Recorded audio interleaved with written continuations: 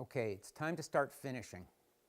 Now, this is the top, and as I mentioned before, we're going to keep this natural.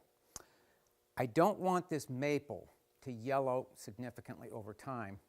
So to deal with that, what we're going to do is we're going to use a water-based finish on the top that not only is non-yellowing and water clear, it also has a UV absorber to help minimize the natural yellowing of the maple over time.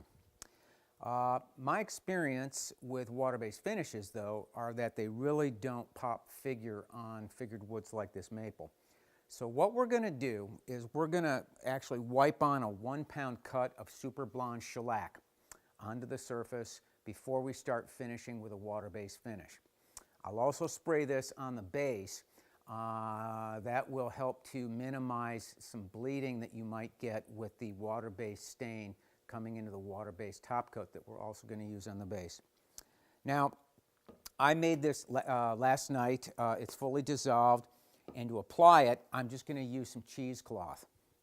I'm going to start on the bottom first. I'm going to do the bottom. I'm going to flip it over. You'll see that there's a nail board under there, and then we'll do the top side of it. So to do this, it's really simple.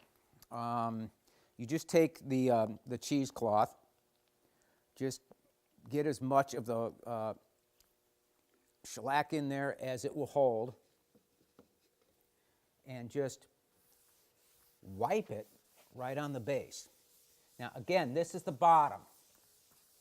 Working on the bottom will allow you to get used to kind of the working properties of the shellac before you do the top, but it's not rocket science. Most of it's going to be absorbed, so I'll just wipe it on evenly. I'll come back and with the grain just go back and forth a couple times like this. Now, I'm going to just flip it over and remove these blocks that we had under there.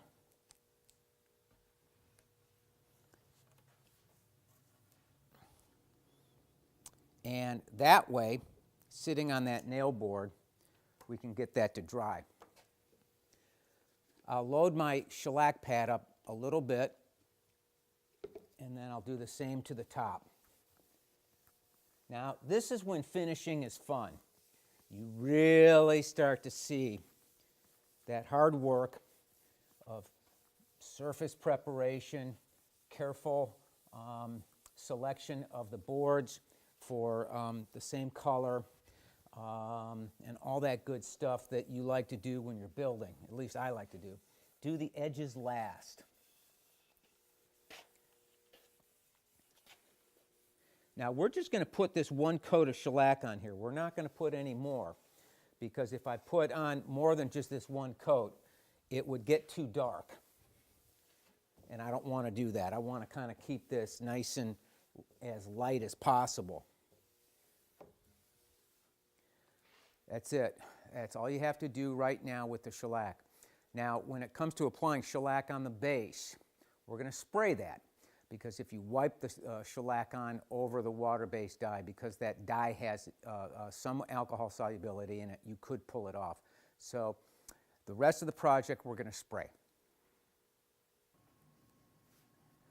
Okay, we're in the spray area now, and what I'm going to do next is I'm going to take the shellac that we had used on the top and applied by hand, and I'm going to use a spray gun to spray the drawers, and I'm going to spray the base.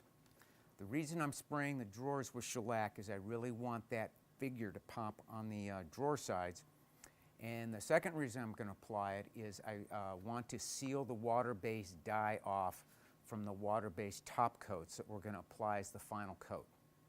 So let's get started.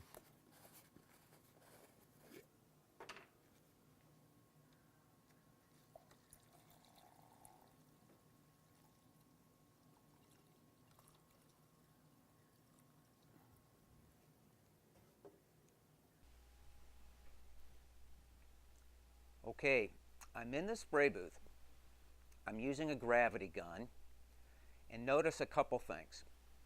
I'm wearing a respirator, and I've also got the table on a turntable.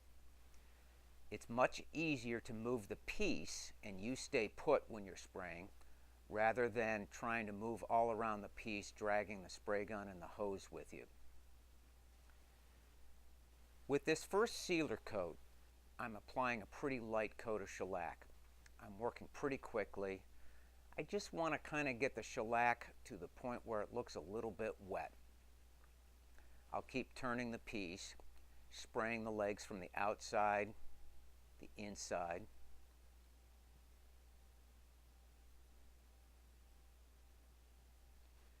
Then I'll move around to the front, spray the front stretchers.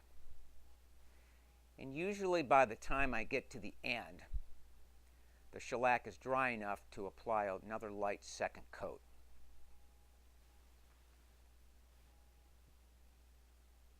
I'll get that second coat on, hang the gun up, look for any imperfections or any problems.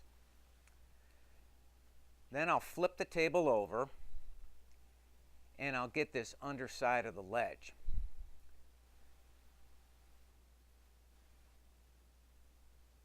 Do the underside, and again, like the beginning, I'm just spraying a very, very light coat on, trying not to get it too wet.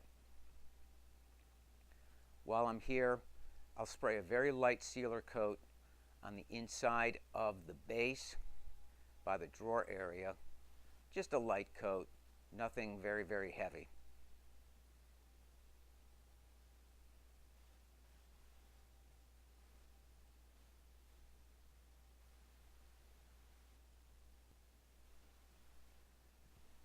I'll use this same sealer coat of shellac to spray the drawers. This is really going to make that quilted maple pop that I used for the sides.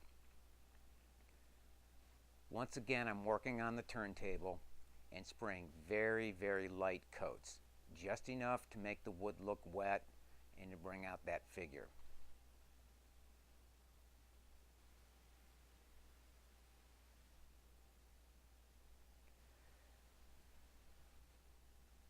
I'll also spray the drawer bottoms. I've got the drawer bottoms on a nail board, and I'm going to spray the underside first.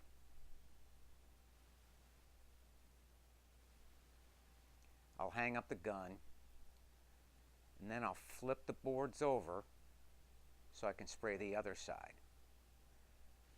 Working on a nail board like this when you're spraying really saves a lot of time. The nails that I use on that nail board are just drywall screws.